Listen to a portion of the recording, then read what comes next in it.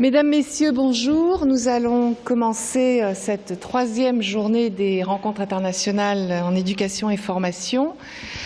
Je m'adresse dans un premier temps à ceux et celles qui étaient là durant les 2 premières journées. Je leur annonce que le prochain REF se déroulera à l'Université de Toulouse-Mirail en septembre 2019.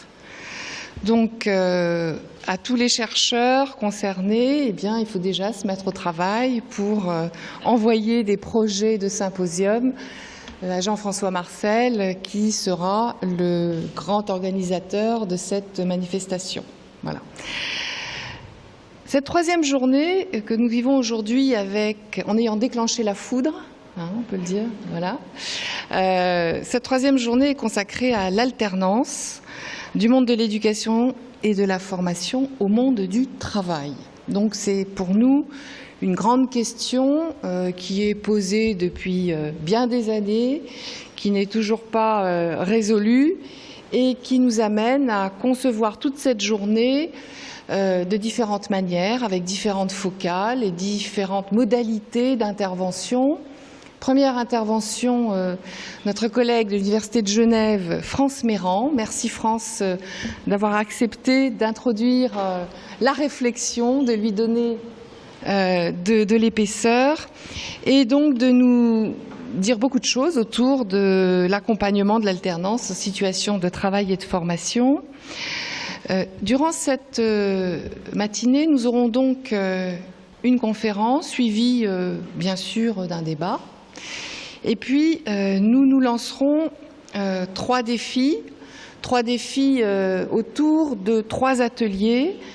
Le premier s'intitule « Les politiques de formation ». Certains d'entre vous ont dû déjà s'inscrire dans cet atelier à l'accueil, puisqu'on vous demande à chaque fois de vous positionner.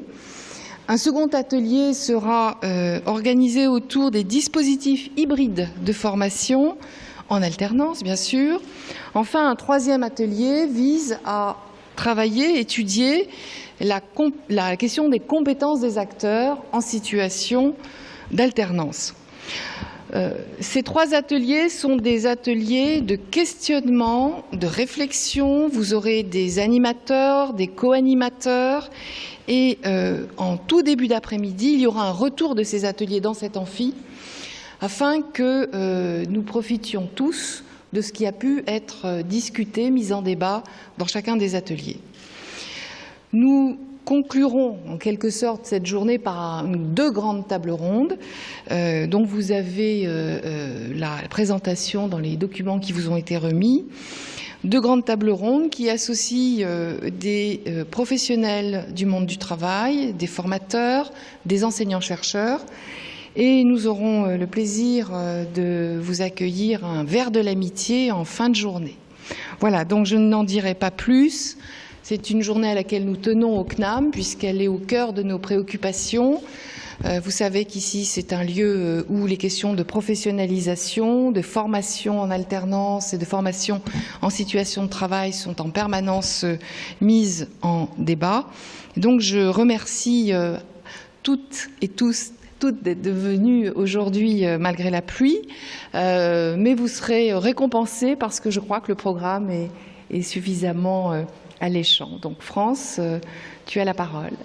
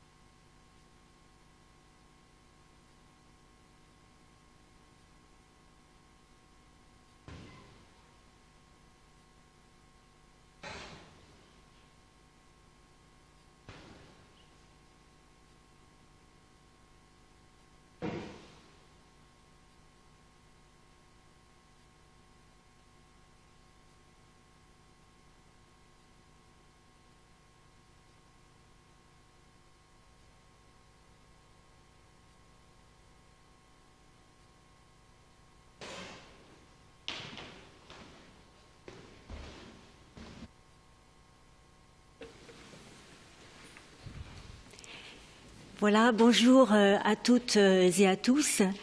Je voudrais d'abord vous dire un petit mot de joie par rapport au fait d'échanger autour de cette thématique qui m'est chère, l'alternance, qui, quelles que soient ses finalités, renvoie toujours finalement à la problématique de l'accompagnement des apprentissages professionnels sur les deux lieux emblématiques de l'alternance que sont donc l'institution de formation et le lieu de stage.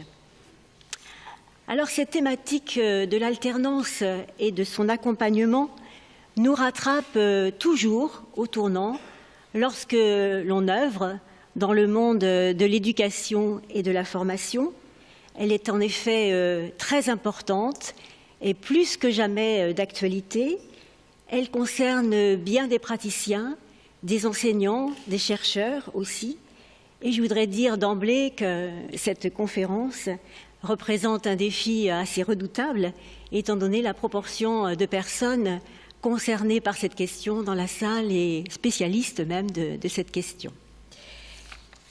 Alors, je voudrais dire aussi d'emblée que derrière mon intervention d'aujourd'hui, il y a entre autres 4 sessions de travail du réseau de recherche, éducation, formation que j'ai eu le grand plaisir de co-coordonner avec Anne Jorot et Jean-Marie de Quetel. La session de 2015 a donné lieu à un ouvrage, Les apprentissages professionnels accompagnés. Et la dernière session qui a eu lieu au CNAM ici, ces 2 derniers jours, le symposium s'est intitulé « Apprentissage et développement professionnel en situation de travail et de formation ». Il a réuni une vingtaine de chercheurs expérimentés et d'autres plus novices, particulièrement inspirants, auxquels je dois aussi beaucoup. Évidemment, je ne pourrais pas tous les nommer, la liste est trop longue. Mes différentes recherches et mes contributions dans ces sessions REF sont issues de mon expérience d'accompagnement tant en France qu'en Suisse. J'ai vraiment l'expérience d'accompagnement d'apprenants en formation depuis une vingtaine d'années auprès d'étudiants en formation par alternance dans un master en sciences de l'éducation orienté formation des adultes qui se destine donc au métier de la formation et au métier, c'est métier au pluriel. Il y a plusieurs métiers dans ce métier. Et c'est cette expérience que je souhaiterais partager avec vous en partant de mon intérêt pour les processus d'apprentissage en contexte d'alternance et sur les conditions qui les favorisent ou qui y font entrave, que ce soit en situation de travail ou que ce soit en situation de formation. Ce qui m'intéresse, c'est aussi les différentes dimensions de l'engagement des étudiants, des apprenants, dans leurs apprentissages accompagnés, que ce soit en situation de formation ou en situation de travail. J'ai donc choisi de traiter le sujet en proposant une lecture des apprentissages professionnels accompagnés, en m'intéressant d'abord à l'apprenant. Ce qui se comprend quand on s'intéresse à l'accompagnement, on s'intéresse d'abord à celui qui alterne, qui est l'acteur décisif de son alternance. Je m'intéresse au principal intéressé en partant de l'idée qu'apprendre en contexte d'alternance, c'est mobiliser sa parole, sa pensée, son corps, ses affects, en interagissant avec différents environnements, avec différentes réalités, en se confrontant à la réalité professionnelle notamment.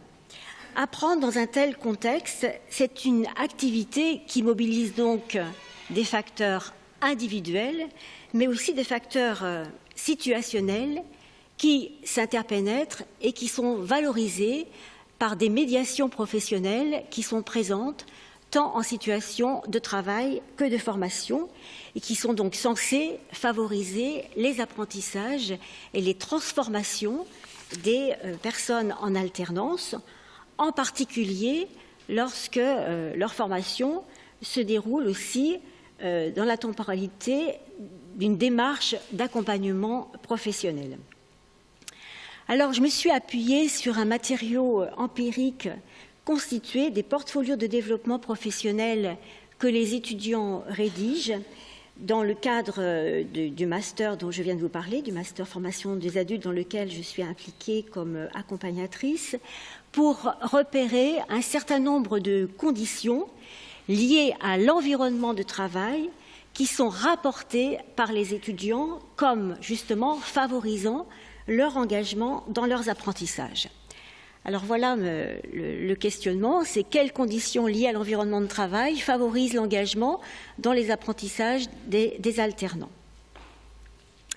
Les processus d'apprentissage en situation de travail ont donné lieu à toute une littérature que vous connaissez certainement, notamment le courant du workplace learning qui a souligné le rôle absolument capital de l'engagement du sujet pour apprendre de et dans son activité de travail.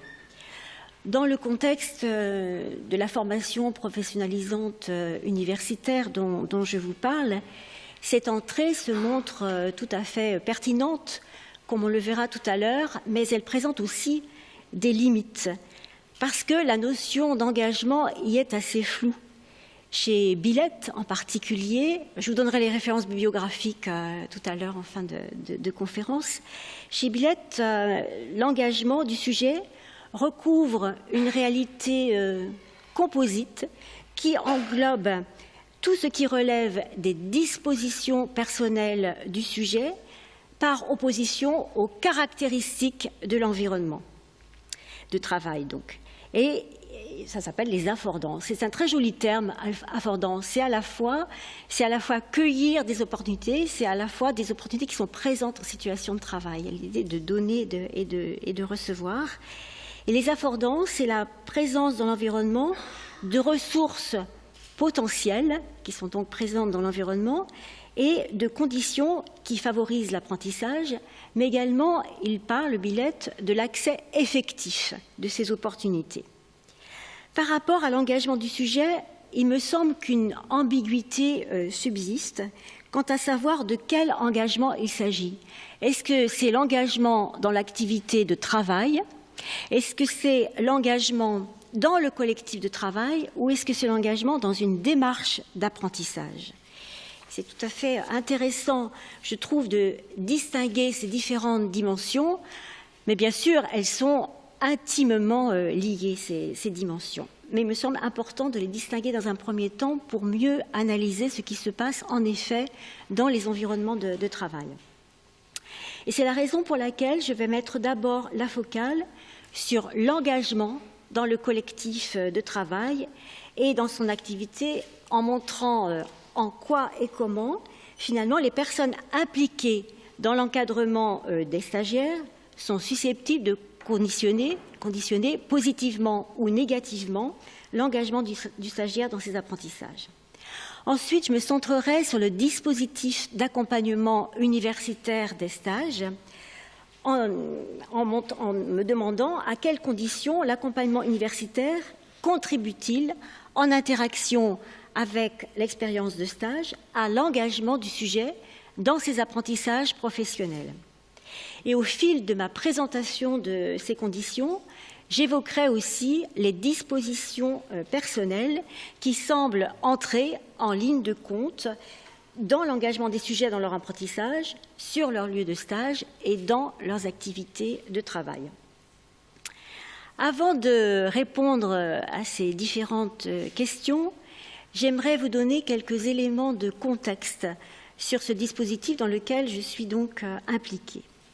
Alors, il s'agit, je vous l'ai déjà dit, d'un master en formation des adultes avec un stage de 6 mois qui se déroule selon la temporalité suivante. C'est 3 jours en entreprise et 2 jours à l'université. Ces stages se déroulent vraiment dans des organisations extrêmement variées. les étudiants peuvent faire leur stage dans des grandes entreprises, dans des associations caritatives, dans des organisations internationales, dans des services publics de la santé, du service social. Ça peut être aussi dans des institutions de formation scolaire ou parascolaire. Ça peut être aussi dans des institutions de formation d'adultes. Ce master est professionnalisant tout en comportant une part importante de recherche. Les étudiants ont à réaliser un mémoire dans le cadre de leur formation. Et ces enjeux de recherche impliquent que l'activité sollicitée chez les étudiants, dans le cadre de leur stage, donc, doit remplir idéalement une fonction sociale de critique par rapport à certaines commandes institutionnelles ou demandes sociales qu'il s'agit d'analyser et d'interpréter et dont l'origine et la nature sont extrêmement diverses. Les missions confiées aux étudiants portent sur des enjeux de changement organisationnel que parfois les acteurs subissent dans les organisations. Alors, dans un rapport au temps souvent qui relève de l'urgence, selon une conception du changement qui est assez éloignée de la conception que l'on a lorsqu'on parle d'accompagnement, qui se déroule souvent selon une temporalité plutôt longue. C'est ce qui, en tout cas, indique des travaux, par exemple, de Maëla Paul ou de Jean-Pierre Boutinet. Les missions peuvent être aussi relatives, évidemment, à l'introduction de nouvelles technologies de formation. Ça peut être aussi des démarches de certification qualité. Ça peut être aussi la mise en œuvre, la mise en place de méthodes pédagogiques complexes. Aussi, les étudiants ont aidé à la mise en œuvre de réflexions pour aider la décision dans des univers à risque, que ce soit au plan politique ou financier. Il s'agit aussi de traiter des questions qui relèvent de problèmes relatifs au public en difficulté personnelle et sociale. Alors, en fait, ce qui se passe, c'est que les contextes professionnels attendent le plus souvent de ces étudiants universitaires des résultats concrets, immédiats, opérationnels. Et les étudiants, évidemment, se réjouissent des ressources qui leur paraissent utiles pour mener à bien leur mission de stage, sachant que ces missions se déroulent le plus souvent dans des contextes labiles. On sait que les institutions ont une durée de vie plus courte que celle des salariés la plupart du temps, dans des contextes en tension, aux prises avec les bouleversements culturels, économiques, technologiques du monde du travail. Et du coup, il y a le développement de nouvelles pratiques professionnelles exigeantes qui sont présentes dans le monde du travail et qui demandent, et on demande aux étudiants, enfin les référents professionnels demandent aux étudiants d'être autonomes, créatifs, flexibles, adaptables, disruptifs même, j'ai entendu cela, et cela dans des contextes en flux tendu où le stagiaire peut être utilisé comme pour pallier des pénuries de main-d'œuvre et gérer des stratégies, par exemple, de flexibilisation du personnel. Tout cela est vraiment susceptible de réinterroger les enjeux de l'alternance, notamment sous l'angle des dispositifs d'apprentissage et aussi des relations entre apprentissage en situation de travail et apprentissage en situation de formation, et plus précisément les liens entre situation de formation et situation de travail. Dans le contexte universitaire dont je vous parle, pour que l'expérience de stage soit formatrice, soit garantie sur le plan des compétences qui sont requises par les milieux professionnels, et aussi pour que soient pris en compte les dimensions personnelles des alternants, un dispositif institutionnalisé d'accompagnement, en fait, qui s'apparente à du tutorat, a été organisé, instauré tout au long du parcours de l'étudiant qui se déroule donc sur 2 ans. Je vous parlais de l'accompagnement qui se déroule sur une temporalité relativement longue. Ben voilà, c'est le cas. Alors cet accompagnement, il est à la fois individuel, je pourrais même dire, il est personnalisé et collectif. Il fait l'objet de séminaires collectifs d'intégration où les expériences des stagiaires sont racontées, partagées, problématisées, donc avec l'équipe universitaire d'accompagnement et avec aussi les autres étudiants qui sont donc regroupés tous les lundis matins à raison de 4 heures. Et aussi, il y a des entretiens individuels, je vous disais personnalisés, qui visent à favoriser l'intégration des étudiants dans le monde professionnel et en particulier dans le monde professionnel de la formation des adultes qui se situe, comme vous le savez, à l'interface finalement entre les questions de travail et de formation. Ces entretiens visent vraiment à étayer la construction de la professionnalité des étudiants via l'accompagnement à l'écriture d'un portfolio de développement professionnel qui mobilise à la fois des dimensions identitaires, des dimensions opératoires, des dimensions éthiques, des dimensions relationnelles. Ces dimensions, elles sont évidemment vécues par les stagiaires dans le contexte de leur stage et ce sont vraiment des étudiants débutants dans le monde du travail.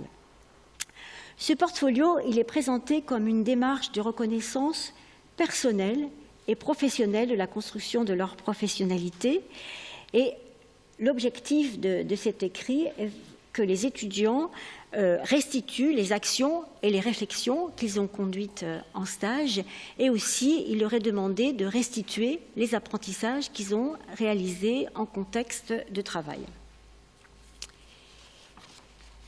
Cette fonction d'accompagnement dans laquelle je suis impliquée donc, est en première ligne pour prendre en compte les préoccupations des étudiants concernant leur insertion professionnelle et les accompagner aussi dans leur intégration en stage.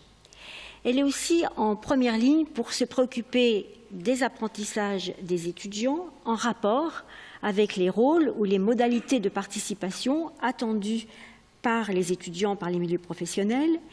Elle est également en première ligne pour observer et pour accompagner leur professionnalité émergente. J'aime beaucoup ce terme. C'est un terme qui a été défini par Anne Joureau et Jean-Marie de Quetel à nouveau et qui suppose une première construction d'un soi professionnel pour ces étudiants stagiaires. Alors, vous comprenez bien que cette fonction, vous le comprenez d'autant mieux si vous travaillez dans des dispositifs de formation en alternance, que cet accompagnement, cette situation nécessite un suivi étroit des étudiants sur les terrains professionnels et la mise en œuvre de nombreuses relations partenariales avec les milieux d'accueil. Voilà, ça c'est, je pense, valable et présent dans un certain nombre d'autres dispositifs en alternance. Dans cet accompagnement, finalement, par rapport à cet accompagnement, je voulais simplement préciser qu'il constitue un espace d'interface, finalement, entre une instance de médiation entre l'université et le travail, entre les étudiants et les enseignants universitaires, entre les enseignants et les tuteurs professionnels. J'aime beaucoup cette idée de médiation qui indique, comme on le sait, l'intervention d'un tiers qui est en mesure ici de composer avec l'inattendu, l'imprévu, des situations de stage dans le cadre d'une relation qui libère et non pas qui entrave les processus d'apprentissage. La médiation professionnelle proposée dans ce dispositif s'inscrit dans des conditions formatives qui relèvent, je crois, d'un espace transitionnel dans lequel les tâtonnements et les erreurs sont permis. Il s'agit d'une certaine manière d'une aire de jeu au sens de Winnicott. Et si les erreurs sont avérées, elles sont analysées dans un esprit constructif, y compris lorsque les enjeux de production existent. Et cette médiation, elle a pour intention d'apporter une distanciation, et ce n'est pas une distance, une distanciation. entretient des relations tout à fait cordiales et professionnelles avec les milieux d'accueil.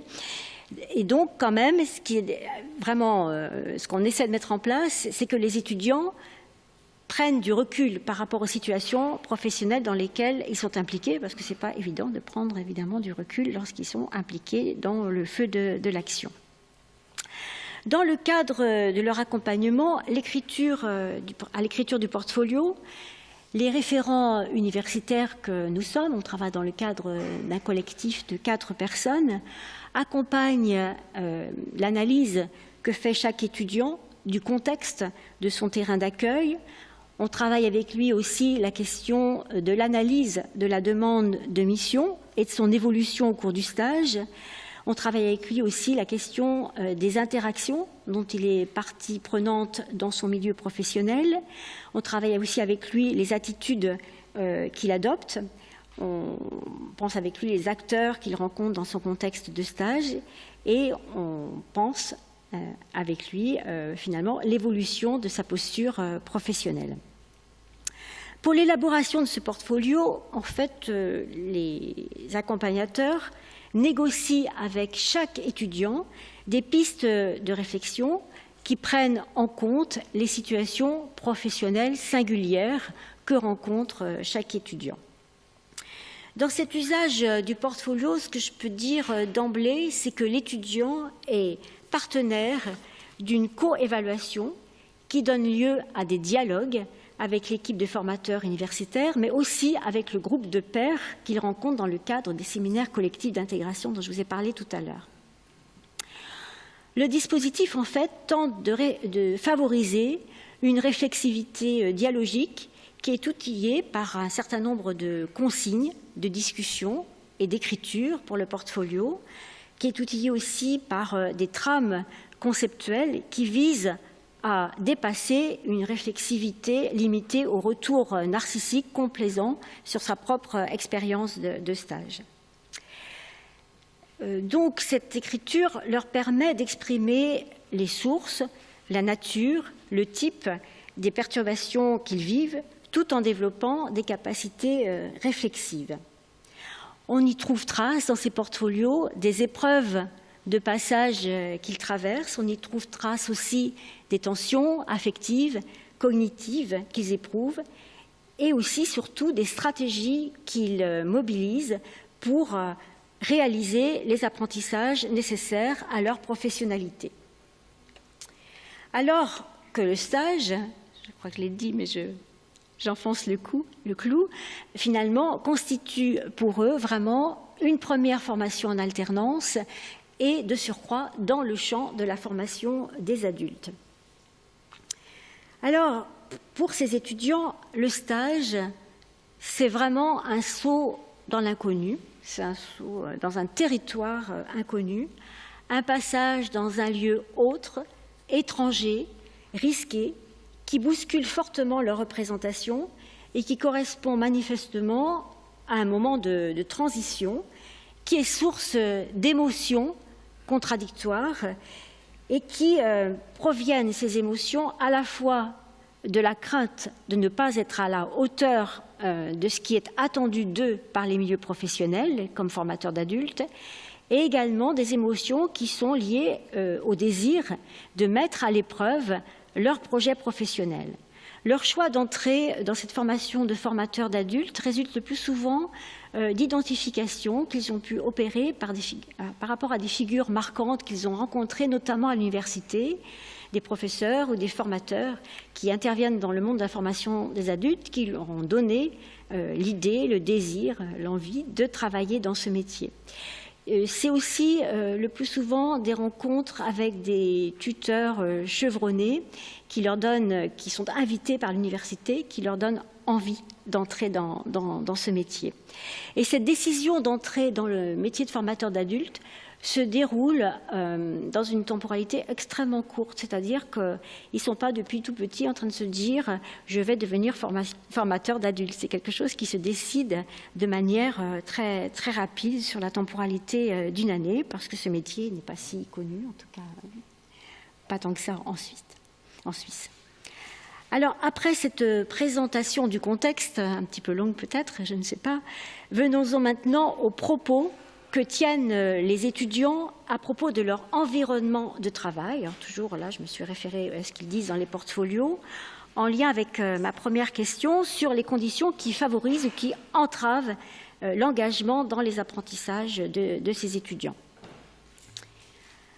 Alors, vous connaissez tous ici, je pense, l'hypothèse proposée par le courant du Situated Learning, historiquement incarné par Leib et Wenger, qui relie donc trajectoire de participation dans une communauté de pratique et apprentissage au sein de ce collectif.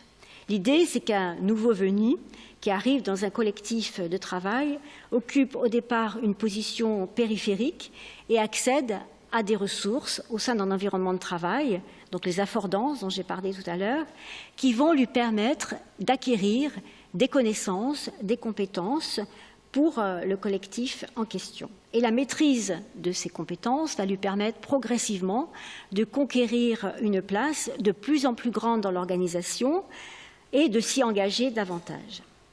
Le concept de participation périphérique permet non seulement d'étudier les apprentissages, mais aussi d'analyser l'aspect relationnel de la participation des étudiants dans les contextes de travail. Alors, on retrouve les mécanismes exposés par Leib et Wenger dans les données extraites des portfolios que j'ai pu étudier.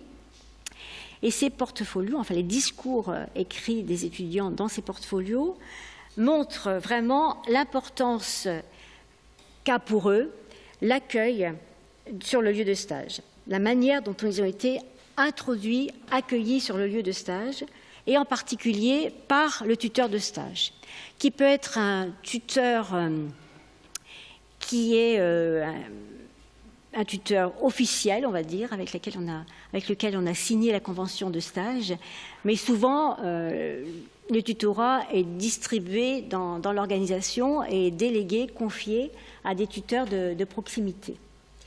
Certains étudiants disent qu'ils ont été mis en contact directement avec les affordances potentielles nécessaires à leur apprentissage, un tuteur disponible, des collègues et des personnes ressources, des documents et des fichiers utiles pour la conduite de leur mission.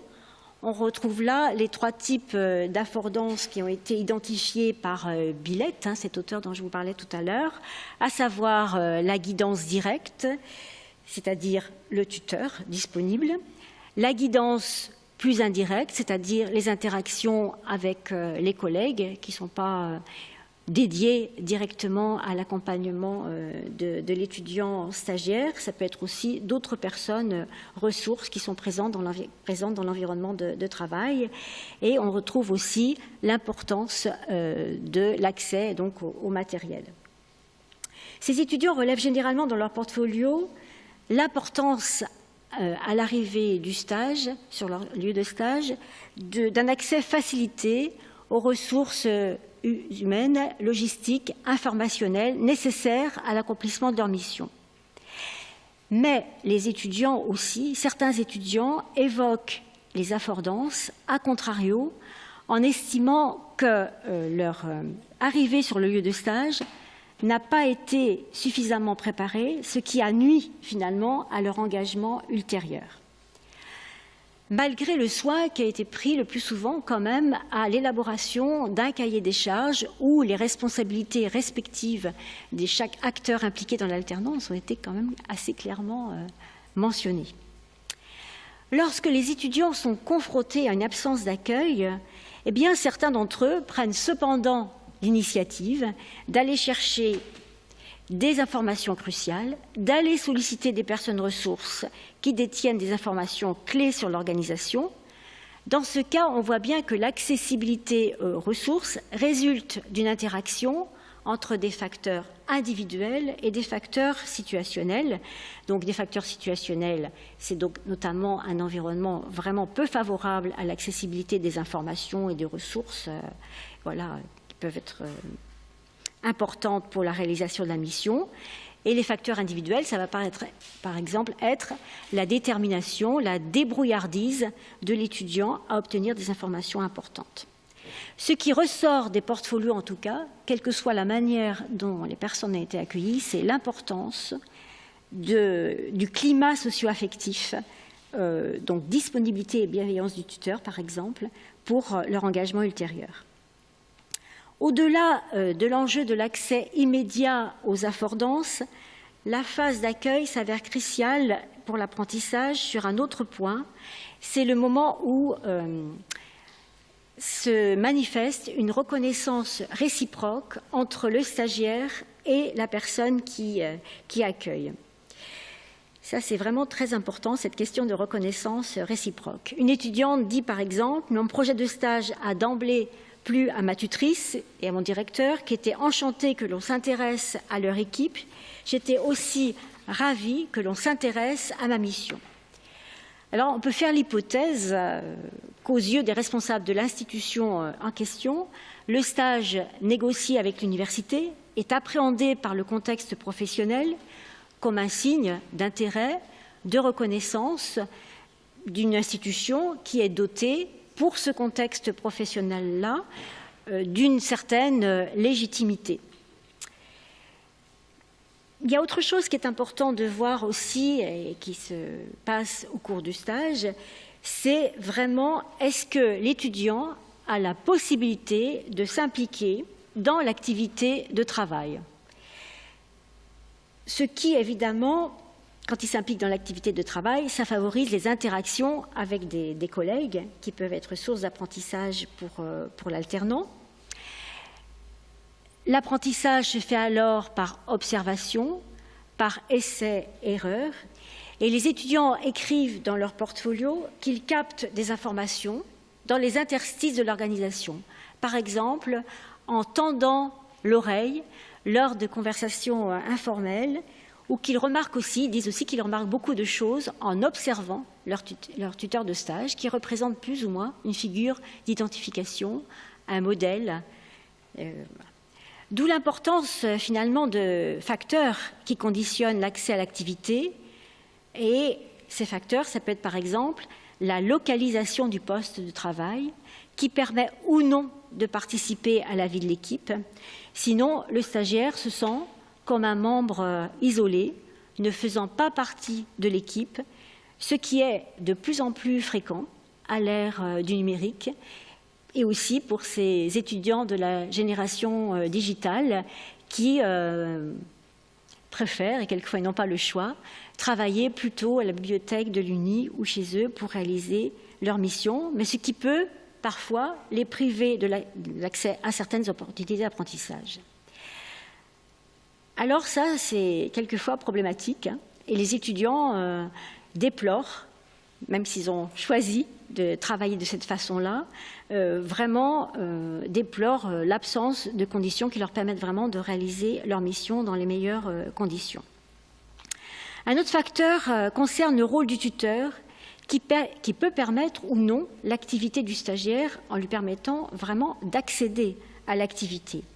Alors là, on retrouve vraiment l'importance des facteurs individuels en interaction avec les facteurs liés au contexte de travail. Certains étudiants font vraiment preuve d'initiative pour s'engager de façon proactive dans l'activité, et cela même sans y avoir été formellement encouragé ou même pas formellement encouragé. Par exemple, une étudiante qui dit « Grâce à mon audace et prétendant que ça le servirait à ma mission de stage, j'ai insisté pour participer à 2 réunions de travail qui ont été utiles à ma mission. » Vous voyez, il s'agit vraiment de faire sa place et de s'imposer parfois.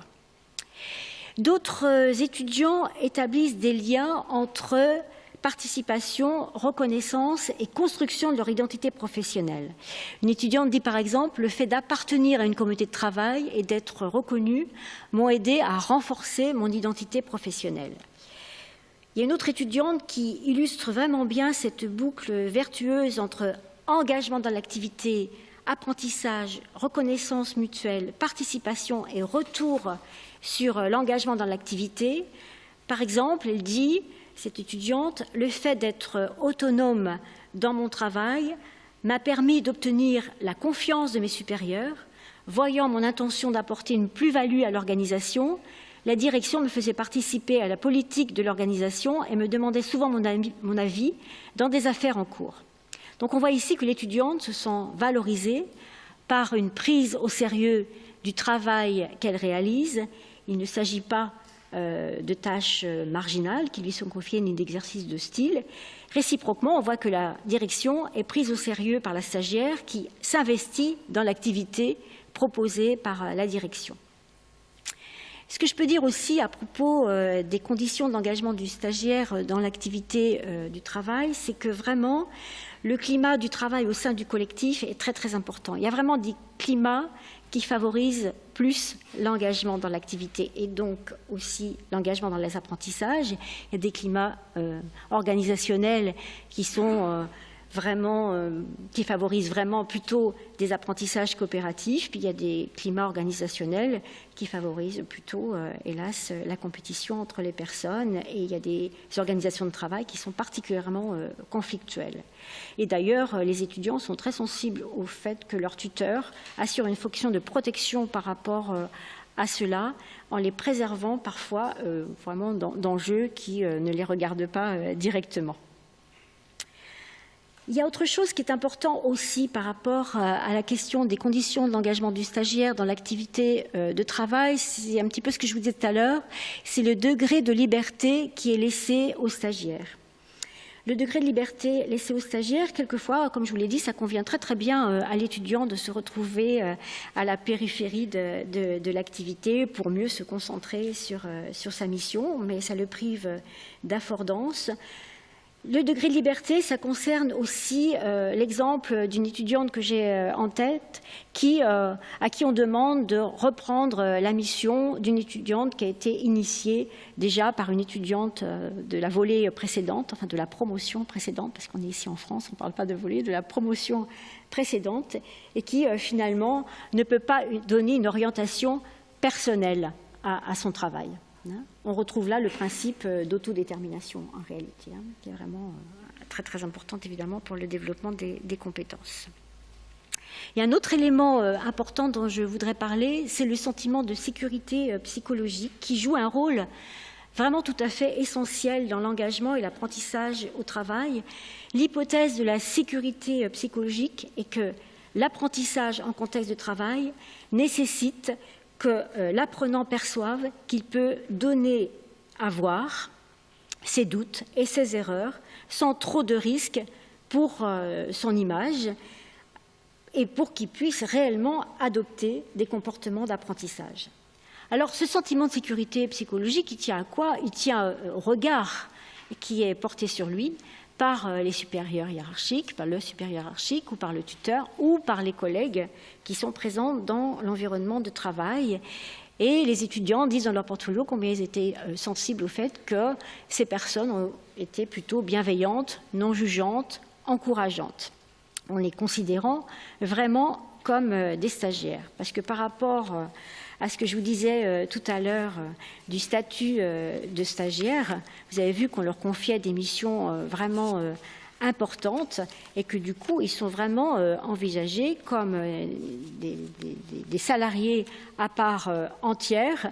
Ils doivent faire sans avoir appris et en fait coûter le moins cher possible à l'organisation.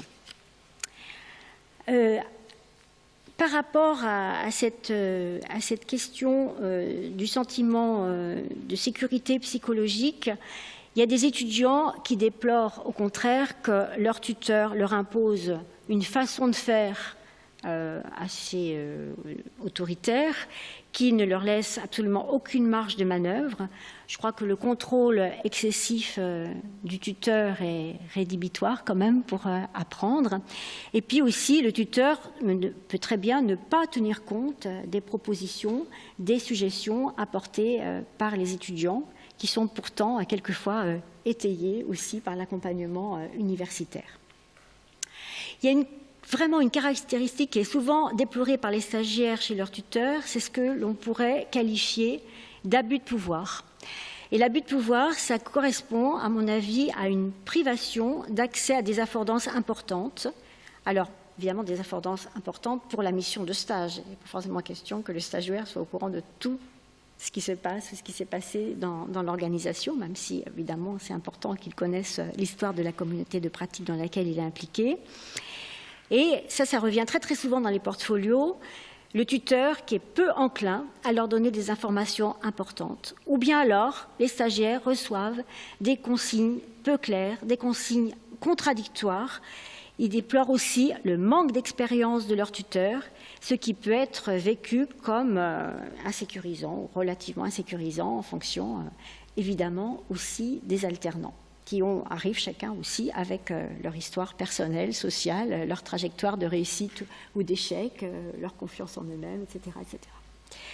Alors, je trouve que, et ça je voudrais introduire un élément de débat peut-être pour ce colloque, je crois que tout ceci, ça pose la question de l'accompagnement des stagiaires, qui est très inégal, finalement, selon les organisations et selon les tuteurs, maîtres de stage, bon, selon les noms aussi, ça recouvre des réalités différentes.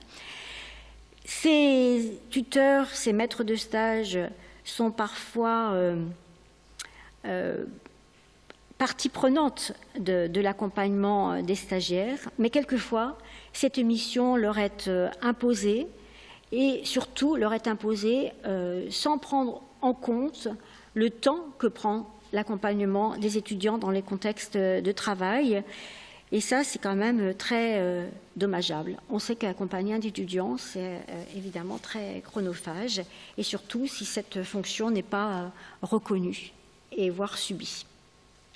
Par rapport à la deuxième question que j'ai posée, par rapport à la question de l'engagement de l'apprenant dans les activités universitaires d'accompagnement du stage, il y a une autre composante qui est importante, c'est le dispositif d'accompagnement comme espace de réflexivité.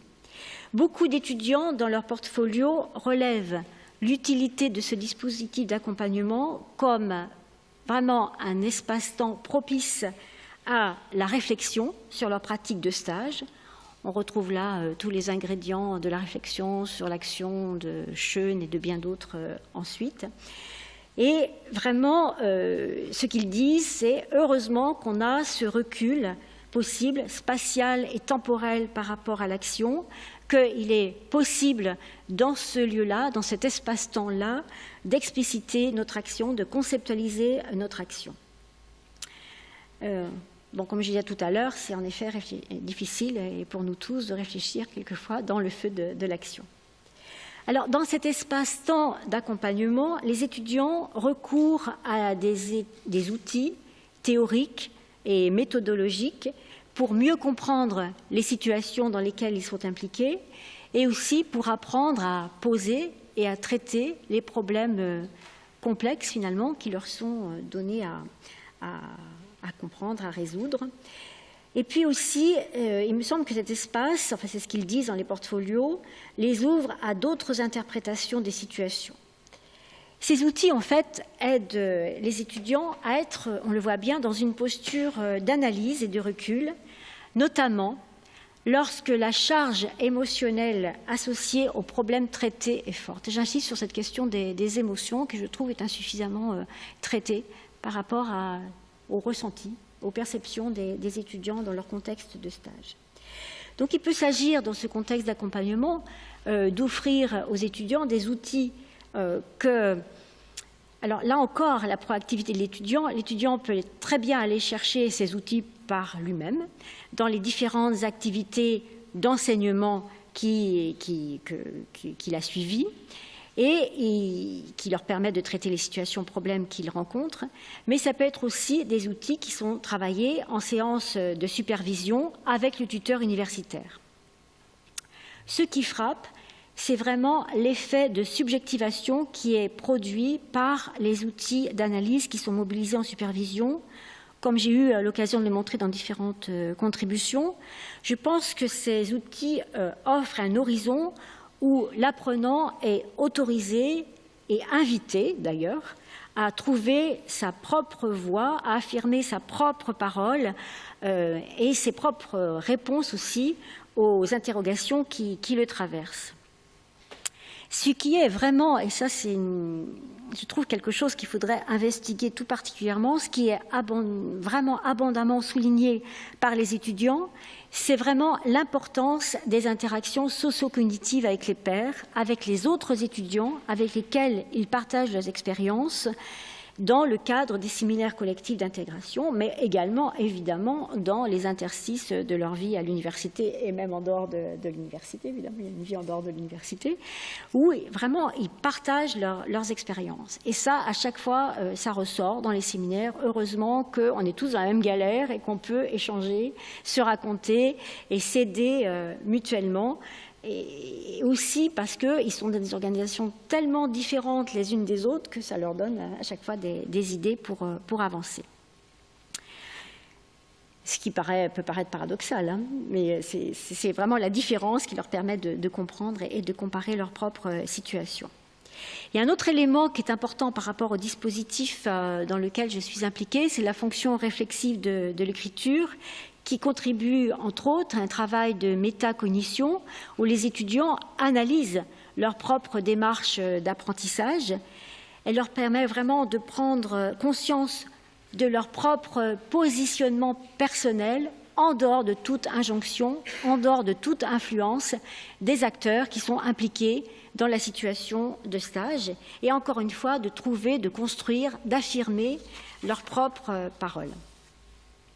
Au-delà de la fonction réflexive, au-delà de sa fonction réflexive, le dispositif d'accompagnement apparaît comme un espace de soutien socio-affectif en réalité. Dans les moments de découragement, l'étudiant peut trouver chez son tuteur académique un soutien important à sa motivation et à son engagement, notamment en amenant l'étudiant face à une difficulté à convertir une expérience d'adversité en opportunité d'apprentissage. Et ça, je trouve que c'est extrêmement important. Ce soutien est important lorsque, je vous l'ai un petit peu dit tout à l'heure, lorsque l'étudiant se trouve en situation de conflit sur son lieu de stage. Et là, le tuteur académique, et j'ai eu à le faire à plusieurs reprises, mes collègues aussi, quand le tuteur académique intervient en position de médiation, ou encourage l'étudiant à prendre une distance et à adopter une posture professionnelle. Et il peut offrir aussi cet accompagnement un espace de décompression des tensions dont je vous parlais tout à l'heure, parce que ces tensions, dans le lieu de stage, elles sont vécues en solitaire. Le stagiaire, il est souvent tout seul. En tout cas, il se ressent tout seul. Et donc, une étudiante dit par exemple, le suivi a été une soupape de décompression pour pouvoir avancer dans mon stage. Donc, tout comme l'identification au collectif de travail sur le terrain de stage par le jeu de la participation et de la reconnaissance mutuelle dont je vous parlais tout à l'heure, qui procure aux stagiaires un sentiment d'appartenance, c'est très important le sentiment d'appartenance, et qui soutient son engagement en retour, ce sentiment d'appartenance. L'identification au groupe en formation, dans le cadre des activités universitaires d'accompagnement, je crois, exerce cette même fonction.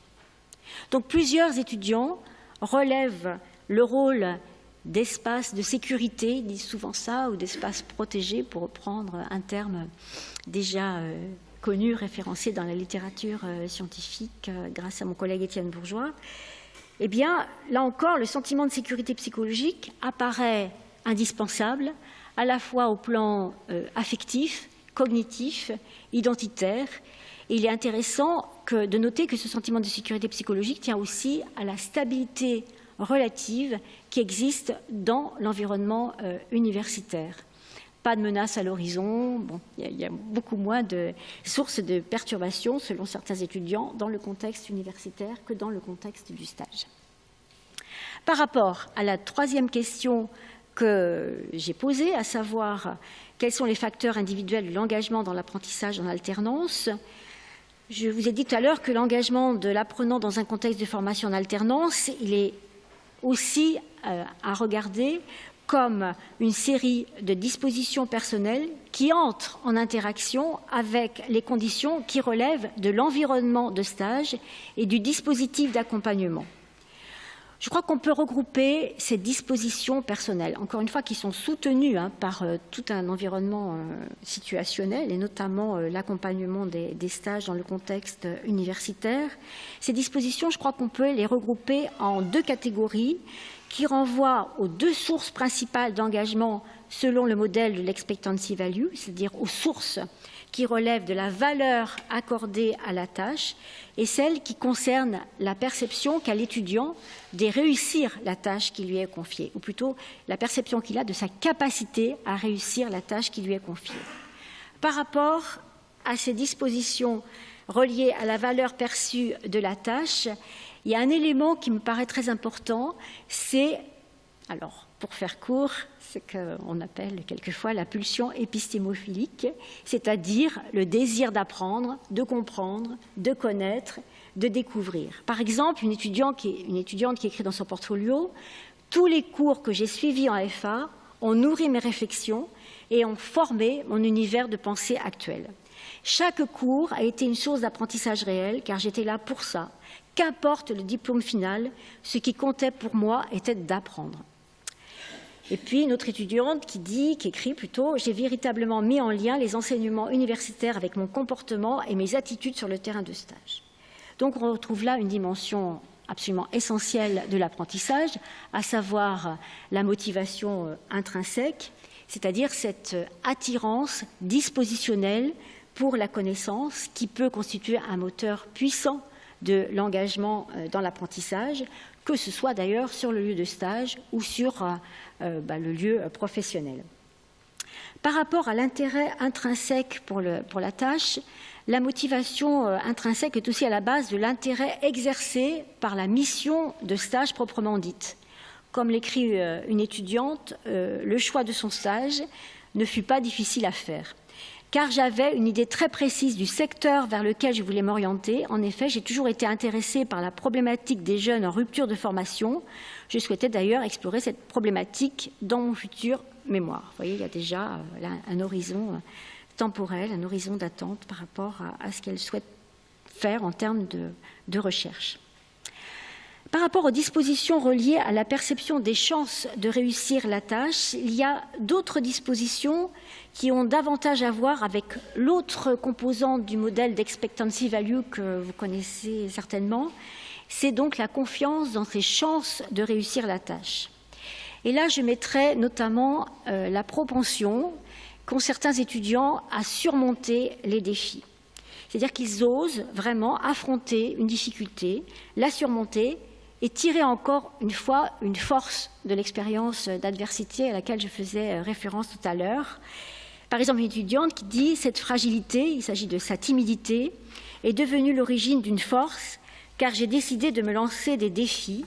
J'ai réussi à me défaire de ces protections étouffantes. » Elle part de ses peurs paralysantes dans son portfolio à un autre endroit. « Et j'ai osé m'exposer et agir, dit-elle, en restant digne. » Et aussi une autre étudiante qui dit « J'ai pris tous ces challenges comme des épreuves à surmonter pour devenir plus forte, et ça a très bien marché, mais j'ai été accompagnée. » Donc on voit bien que ces dispositions personnelles ne sont pas spontanées. Elles apparaissent aussi en interaction avec tout un environnement, et en particulier un environnement qui permet aux étudiants d'éprouver ce fameux sentiment de sécurité psychologique dont je vous ai parlé tout à l'heure. Par exemple, l'étudiante dit « Ma tutrice me protégeait et s'est montrée d'une bienveillance peu commune avec ce que je considérais comme une faiblesse chez moi, mon côté réservé. Le fait de me sentir en confiance, de savoir que personne, elle écrit comme ça, n'allait se moquer si je faisais une erreur, m'a permis d'oser essayer de nouvelles choses. » Et nouvelles choses, elle s'est surprise elle-même. Et puis, elle parle aussi du rôle important du soutien de sa tutrice universitaire qui lui a donné à chaque fois qu'elle en a eu besoin l'impulsion nécessaire, dit-elle, écrit-elle, pour ne pas s'arrêter en plein mouvement d'apprentissage. Il y a un autre élément qui est très important, c'est le sentiment d'efficacité personnelle. Donc, le thème de la peur, de l'échec ou de son inverse, la confiance en soi, apparaît fréquemment dans les portfolios analysés. Plusieurs étudiantes expriment, je dis étudiantes parce qu'il y a beaucoup d'étudiantes en fait dans nos cursus, expriment les angoisses du début du stage associées à la perception de leur faible niveau de compétences en tant que débutantes pour faire face aux tâches qui leur sont proposées, tout en se sentant obligés de faire bonne figure. Et là, je vous ai mis un extrait, un verbatim, extrait d'un portfolio. En conclusion, nous venons donc de voir l'importance de ce qui se joue sur le lieu de stage, l'importance pour l'apprentissage de l'engagement du stagiaire dans le collectif de travail et dans l'activité, comme je l'ai dit au départ, en termes de participation et en termes de reconnaissance mutuelle dans son activité de travail. Elles sont étroitement imbriquées, ces deux dimensions-là.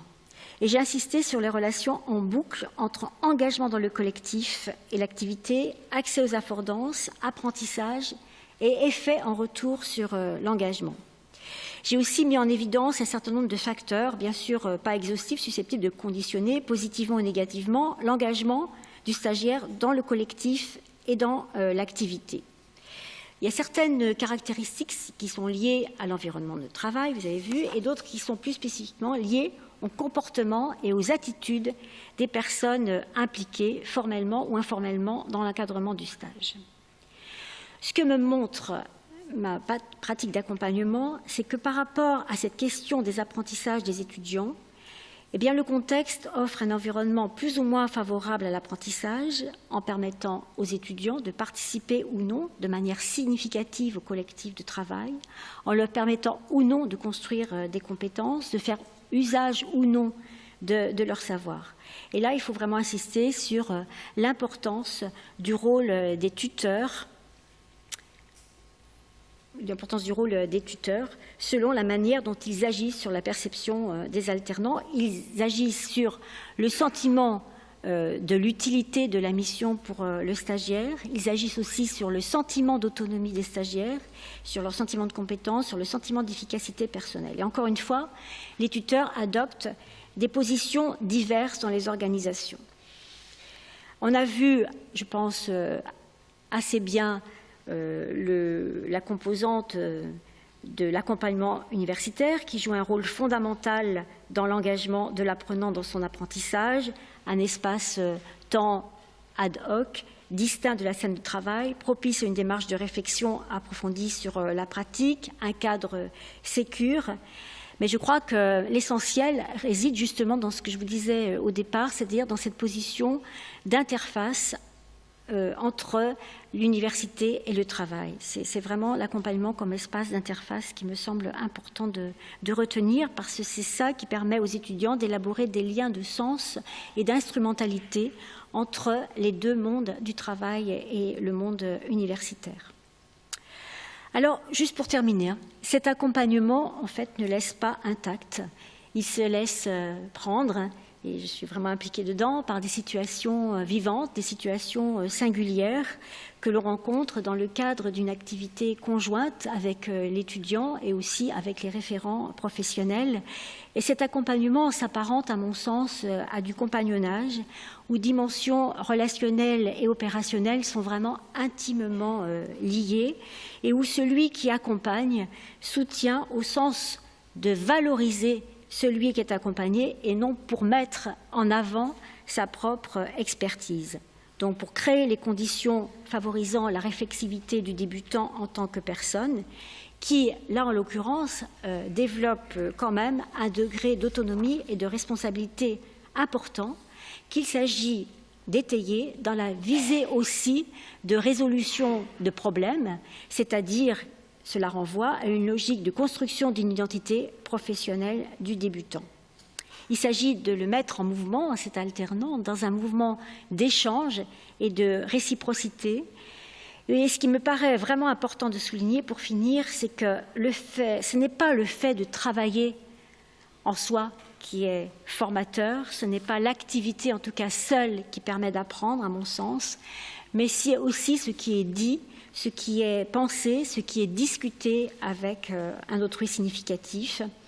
À cet égard, la mise en récit, mais pas forcément que la mise en récit de l'activité, parce qu'en fait, dans les portfolios, on trouve des types de discours qui s'entremêlent. Il y a aussi des discours argumentatifs, théoriques, explicatifs, qui, je crois que ce portfolio, en fait, constitue un outil précieux qui contribue à affiner la sensibilité aux situations des étudiants, qui leur permet aussi de s'autoriser à se laisser affecter par ce qui traverse les situations qu'ils rencontrent. Et il s'agit pour eux, en effet, ensuite de transformer ces situations pour mieux les comprendre et en faire, en effet, des ressources potentielles d'apprentissage. Juste encore 2 mots. Je voudrais dire que l'alternance, en fait, ça peut donner des pistes aussi pour le débat d'après, n'est pas une modalité de formation, à mon sens, qui peut être régulée par des normes générales et par des organisations bureaucratiques. Je crois que l'alternance incite plutôt à expérimenter des formes locales, souples, réactives, qui prennent vraiment en compte les dynamiques et les stratégies dans lesquelles sont impliqués les étudiants, afin qu'ils puissent élaborer du sens autour de leur stage. Le sens étant finalement le garant incontournable de leur engagement dans leur formation. Donc, dans cette perspective, il est vraiment crucial que les concepteurs des dispositifs de formation en alternance analysent leur environnement, connaissent mieux les partenaires professionnels et réciproquement que les partenaires professionnels connaissent mieux aussi les acteurs des institutions de formation, tout en tenant compte évidemment des caractéristiques de l'alternant, qui est à chaque fois une personne singulière évidemment, et aussi que chacun de ces acteurs puisse tenir compte des caractéristiques et de la complexité des apprentissages dans et par la situation de travail. Mais je crois que ce qui est important avant tout, c'est de réfléchir aux conditions d'articulation entre les logiques productives et les logiques formatives pour optimiser des processus d'apprentissage et de développement entre les 2 situations, donc en situation de professionnelle et en situation de formation, qui ne sont pas antinomiques, bien sûr. Voilà.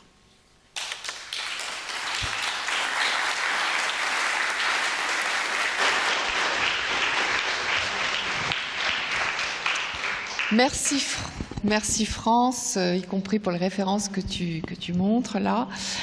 Tu nous as proposé une grille de lecture très fine des apprentissages professionnels, donc dans un dispositif très particulier.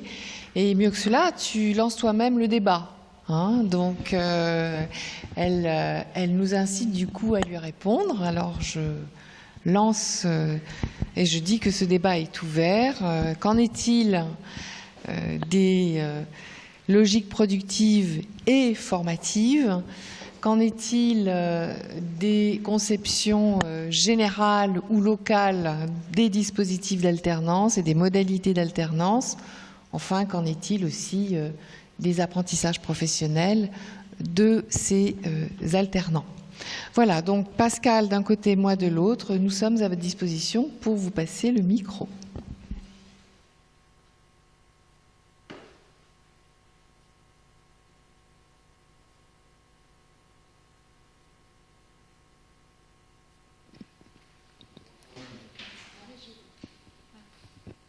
Oui, merci France. Je voulais simplement poser une question qui m'est venue à l'esprit en t'écoutant. C'est la part de l'évaluation, c'est-à-dire dans l'accompagnement, justement dans cette formation, comment est-elle gérée? Puisque souvent, ça crée des angoisses, ça crée des turbulences, on va dire, dans le processus justement d'apprentissage qui est finalisé.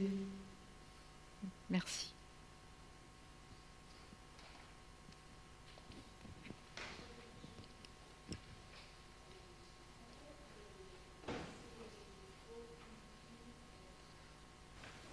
Une tension, ça. Toujours à la question de l'évaluation certificative, de l'évaluation formative. Je crois vraiment que, par exemple, ce qui couronne, vous l'avez compris, ce dispositif de professionnalisation, ce qui est vraiment important dans ce dispositif, c'est la question de l'écriture du portfolio. Et cette écriture, elle est accompagnée. Donc on se situe vraiment dans la perspective d'une évaluation, mais vraiment essentiellement formative. En fait, l'aspect, c'est à peu près tous les étudiants en fait, qui ont le portfolio. Ils ont quelquefois à reprendre certains éléments, mais ils sont tellement travaillés en amont dans cette perspective de formation que, en fait, c'est plutôt un outil de formation, ce portfolio. C'est encore, d'une certaine manière, un outil tiers. J'ai beaucoup parlé de médiation entre, finalement, le monde de l'université et le monde du travail, qui leur permet vraiment enfin, ils le disent, de comprendre et d'interpréter les situations dans lesquelles ils sont impliqués et pour leur donner du sens et pouvoir se projeter aussi dans un devenir professionnel où ils ont pu prendre enfin du recul, sans être complètement écrasés et trop bouleversés par tout ce qui se passe dans les milieux professionnels dans lesquels ils sont impliqués. Mais c'est une tension parce qu'en fait, on doit quand même remettre une note à l'institution universitaire. Moi, je serais favorable au acquis, pas acquis, plutôt que de devoir mettre chez nous des 5,5, 5,75, 5, vous voyez, par rapport à ça, c'est toujours très, très, très compliqué. En plus, voilà, il y a toute la question des discussions qu'on peut avoir autour, même si on a des critères, il y a encore des discussions dans notre collectif d'accompagnement autour de ces critères. Mais bon, en général, on réussit à se mettre d'accord et ça donne d'ailleurs, ça fait l'objet de discussions tout à fait intéressantes parce que du coup, ça crée aussi un espace d'intervision entre les accompagnants de ces dispositifs. J'ai parlé beaucoup de supervision des étudiants. Je crois qu'il y a l'intervision entre les étudiants dans le cadre des séminaires d'intégration, il y a l'intervision aussi entre nous. Voilà.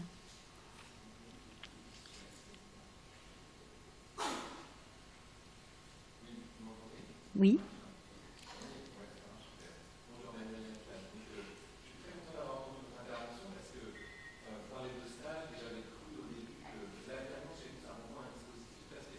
Oui, oui, il fallait bien prendre un exemple et je suis impliquée dedans. Oui.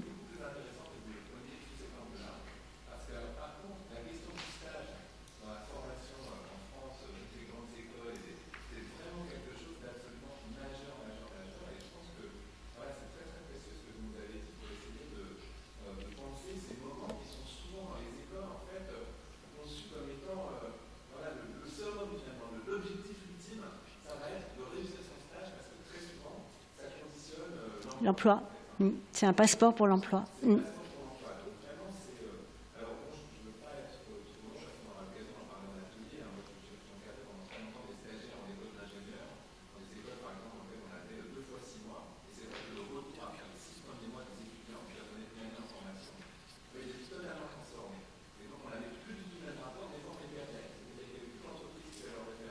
Oui.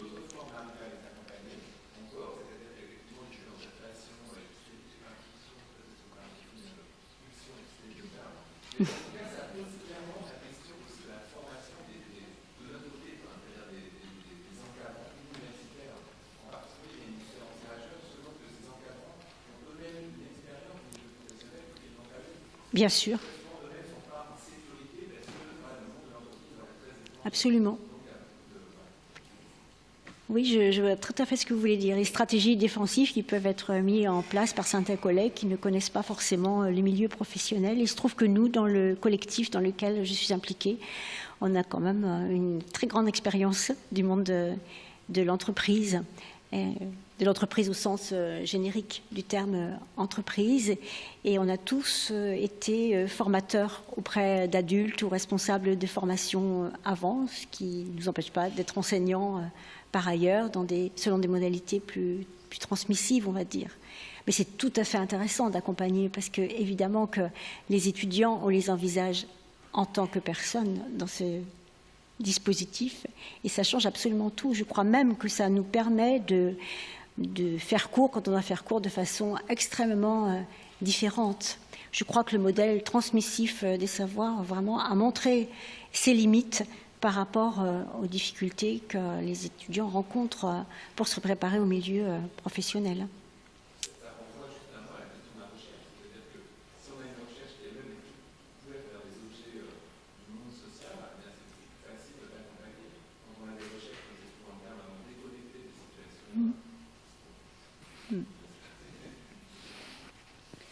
Oui, en fait, j'avais une petite question sur votre question de la référence à l'écriture. Donc, on a entendu beaucoup dans les portfolios l'écriture. Moi, j'ai été soufflée de la qualité des extraits d'écriture que vous avez présentés, non seulement sur la réflexivité qui en ressort, mais aussi sur la forme d'écrit.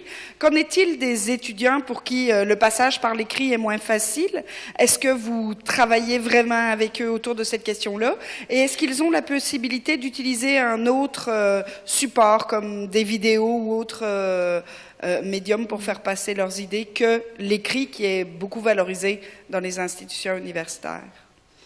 En l'occurrence, non. Les compétences scripturales sont très valorisées à l'université, comme vous savez.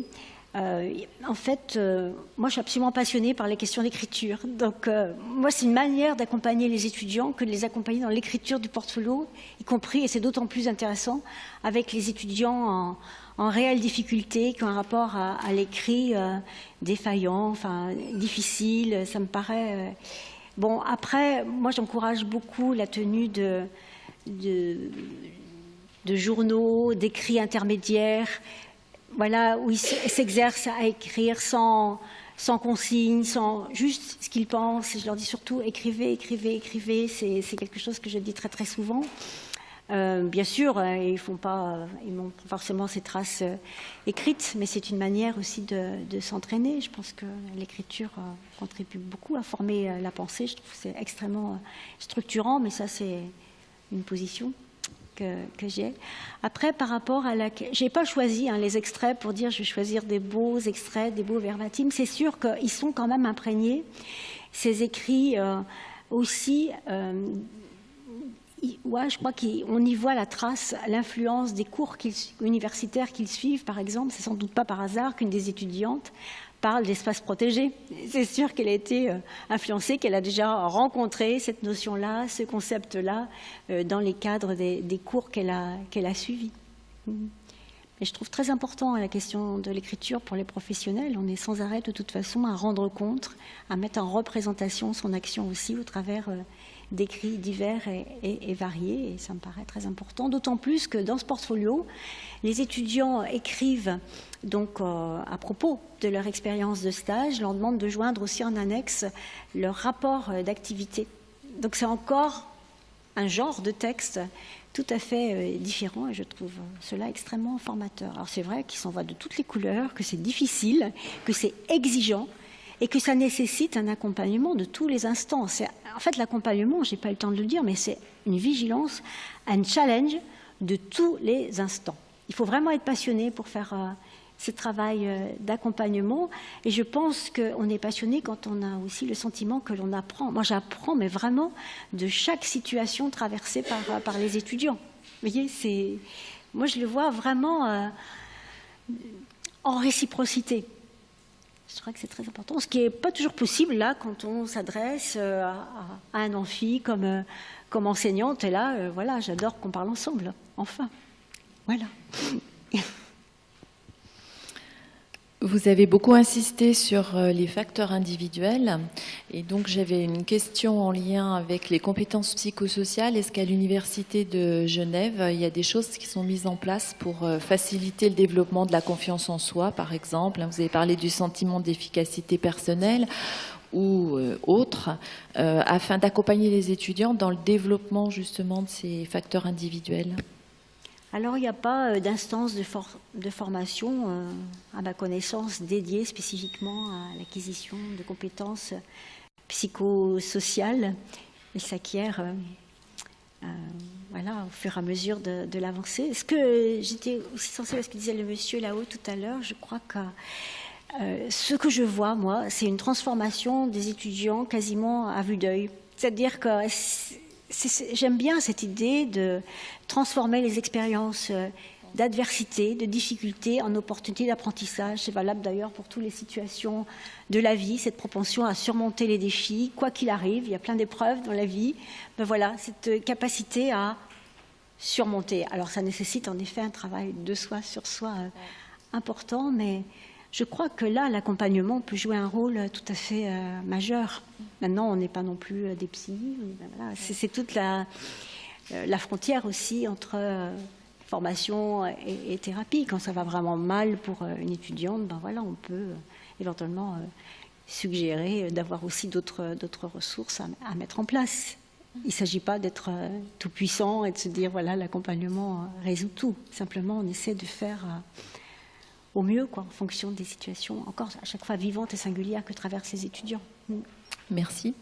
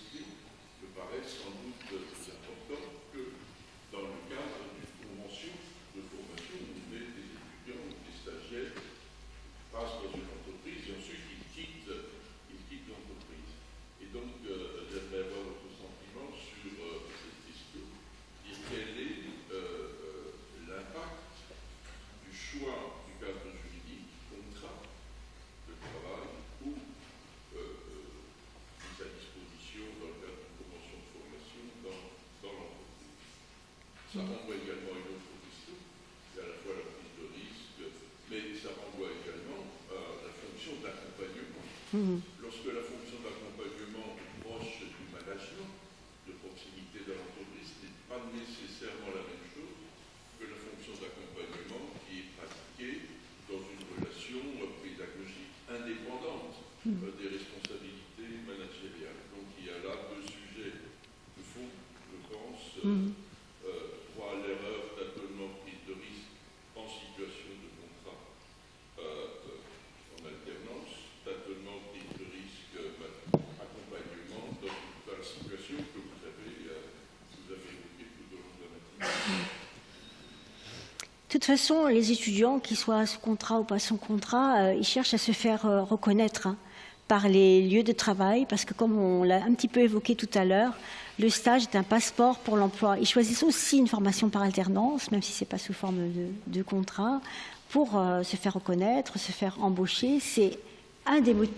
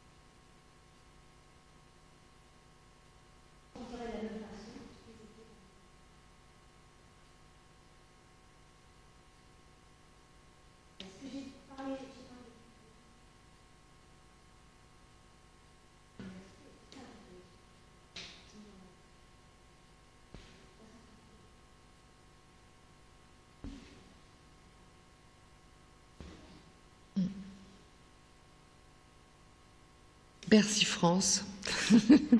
Encore un grand merci.